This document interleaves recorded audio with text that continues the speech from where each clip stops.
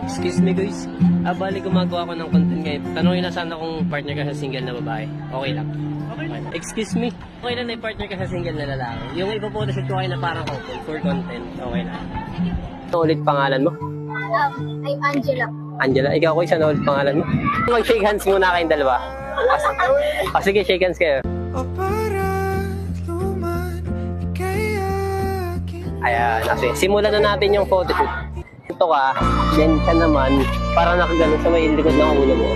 Parang nakasulyap ka, kaya smile kayo parehas.